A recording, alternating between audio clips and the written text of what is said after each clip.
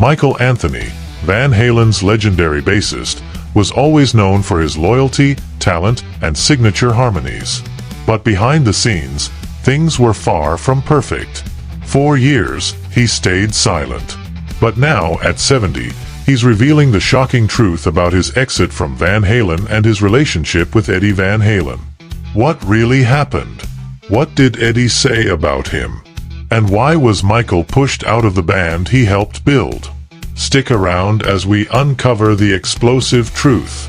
Michael Anthony's love for music started at an early age, thanks to his father, a professional trumpet player.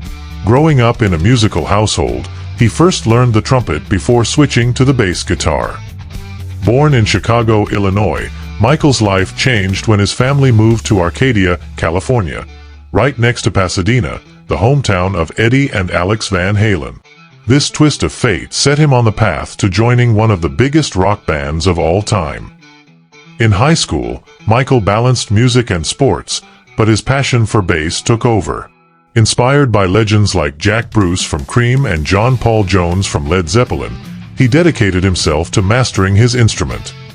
Before joining Van Halen, Michael played in several bands, including Snake, where he was the bassist and lead singer.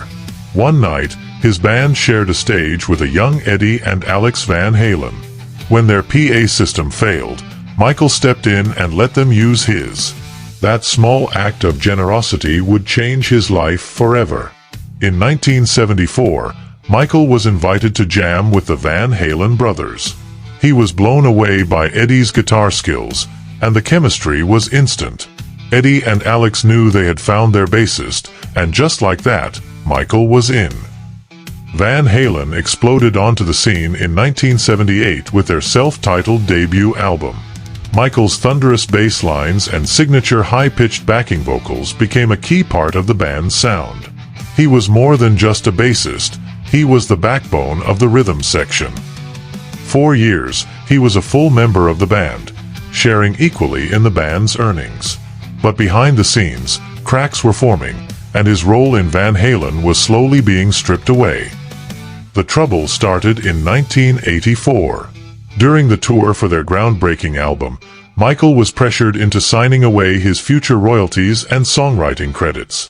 He later revealed that Eddie, Alex, and David Lee Roth stood over him as he signed the papers.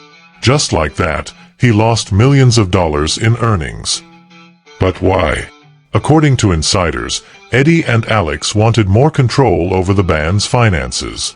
They saw Michael as replaceable and made sure he wouldn't profit from their future success. One of the most controversial moments in the strained relationship between Michael Anthony and Eddie Van Halen came when Eddie publicly claimed that he had to teach Michael how to play bass.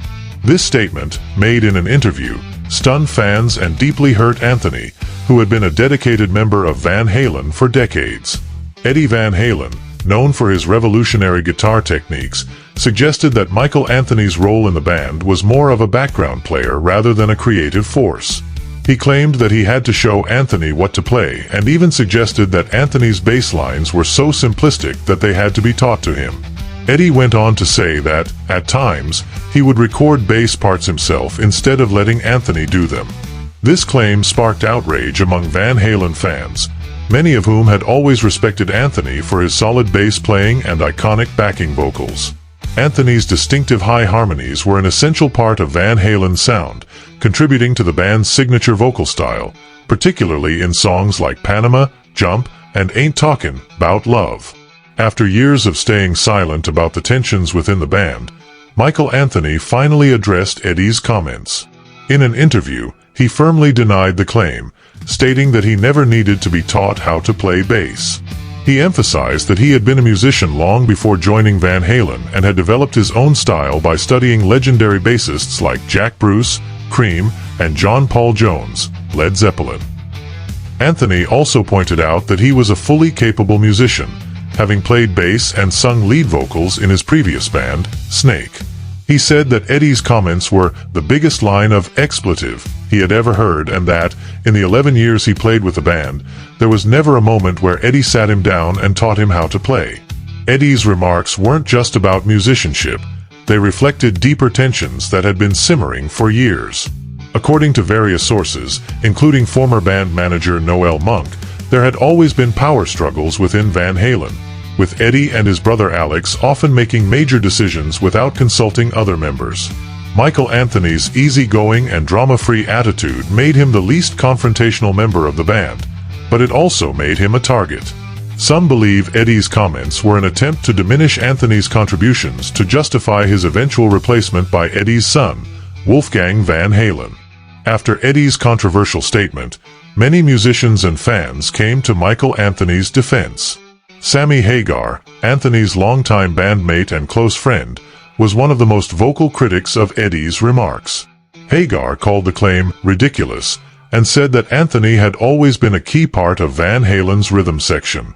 Fans also pointed out that Anthony's bass lines were crucial to the band's sound, providing a solid backbone that allowed Eddie's guitar to shine. Some even argued that Anthony's playing style was underrated and that his ability to lock in with Alex Van Halen's drumming was an essential part of the band's groove. Eddie's claim that he had to teach Michael Anthony how to play bass remains one of the most debated topics in Van Halen's history. While some hardcore Van Halen fans sided with Eddie, many others saw it as an unfair attack on a musician who had dedicated decades to the band.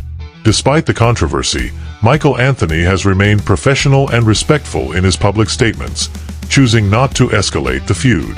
Instead, he has focused on his work with Sammy Hagar in bands like Chickenfoot and The Circle, continuing to perform and prove his skills on stage. By 2004, Michael's role in the band was almost non-existent. Eddie and Alex planned a reunion with Sammy Hagar, but they didn't want Michael. It was only because of Hagar's insistence that Michael was allowed back for one last tour. But there was a catch. He had to sign a new contract, accepting reduced pay and no official membership. It was a humiliating final act before he was officially replaced by Eddie's son, Wolfgang Van Halen, in 2006. After leaving Van Halen, Michael found a new home with Sammy Hagar in bands like Chickenfoot and The Circle. Unlike his time in Van Halen, he was finally treated as an equal. For years, he stayed silent about his departure. But now, at 70, he's revealing the truth. "I never did anything to hurt those guys," he said. "But they kept trying to hurt me over and over again." Even in Eddie Van Halen's final years, they never made peace. The only time Michael saw Alex was at a funeral. And as for Eddie, they never spoke again. Michael Anthony's story is a tragic reminder of how even the closest bands can fall apart. His contributions to Van Halen's legacy are undeniable, yet he was pushed aside and erased from their history. But fans haven't forgotten. His signature bass lines and harmonies live on in the music we all love. What do you think? Was Michael treated unfairly? Let us know in the comments. And if you love rock history, don't forget to like and subscribe for more deep dives into legendary musicians.